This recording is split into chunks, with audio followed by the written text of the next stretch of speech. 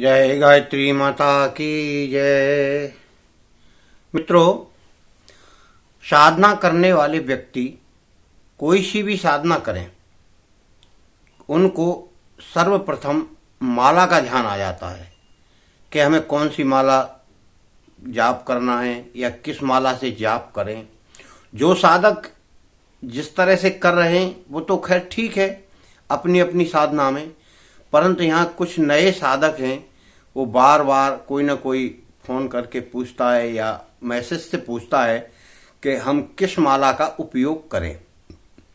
तो मित्रों, वैसे मैंने पहले कई बार बता चुका हूँ कि माला का केवल उद्देश्य जाप में या साधना में गिनती के लिए किया जाता है कि माला से हम गिनती कर चुके हों। क्यों कि हमारी इतनी मालाएं हो गई तो इतने मंत्र हो गए। अब कोई 1.25 की करेगा तो ऐसे कैसे गिनती करेगा, इसलिए वो माला का नियम बना के रखता है। फिर भी माला का विधान इसमें यह है कि जो जैसी साधना करे उसको उस तरह की माला का प्रयोग करना चाहिए। यदि कोई धन प्राप्ति के लिए कर रहा है तो वो रुद्राक्ष की माला का उपयोग करे। वैसे तुलसी की भी कर सकता है, पर उसमें ज़्यादा फलदायी रुद्राक्ष की माला कार्य करती है। और साधारण या सात्विक भावनाएं जो करते हैं हम उसमें साधना में, मतलब हमको कुछ चाहिए नहीं, केवल हमें आगे आने वाले भविष्य के लिए या अपने उद्धार के लिए या मुक्ति के लिए हम मंत्र जप रहे हैं, हमारी इच्छा कुछ भी नहीं है, साधारणतया जैसे जपते हैं वैसे जपते हैं, तो तुलसी की माला साधारण सुलभ है और मिल जाती है। आपको उसी से जप करना चाहिए। और माला ज़्यादा मोटी नहीं होना चाहिए और ज़्यादा पतली भी नहीं होना चाहिए। इस प्रकार से हाथ में पकड़ में आ जाए ढंग से, और इस तरह से माला जपते हैं। ये उंगली नीचे रखते हैं और यहाँ होके माला चलती है इस तरह से। बीज यहाँ आता है और एक बीज इस तरह, इस उंगली को टच नहीं किया जाता माला से। इसकी माला में कोई काम नहीं है, केवल इसके ऊपर रहती है और आप उसको इस तरह जपें। माला कभी इस तरह नहीं जपना चाहिए।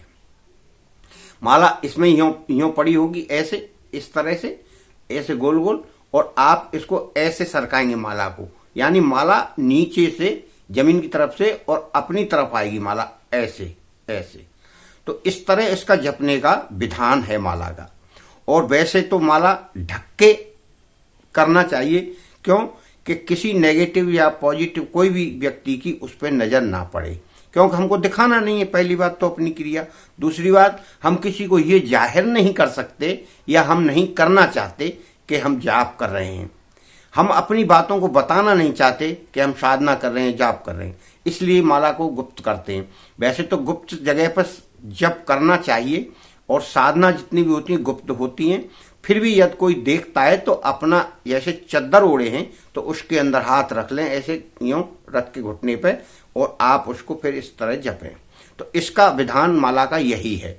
और दूसरी जो माला है, तांत्रिक माला में ज्यादातर रुद्राक्ष की माला भी काम करती है तांत्रिक में, और कई शंख की माला लेते हैं, कई हड्डियों की भी माला आती हैं। तो उन सब तांत्रिक क्रियाओं से अपना कोई वास्ता नहीं, क्योंकि उनमें कुछ रखा भी नहीं है। और आप उन्हें करेंगे तो आप अपना जीवन बर्बाद करेंगे। कोई भी तांत्रिक क्रिया करने वाला साधक सुखी नहीं मिलेगा आपको।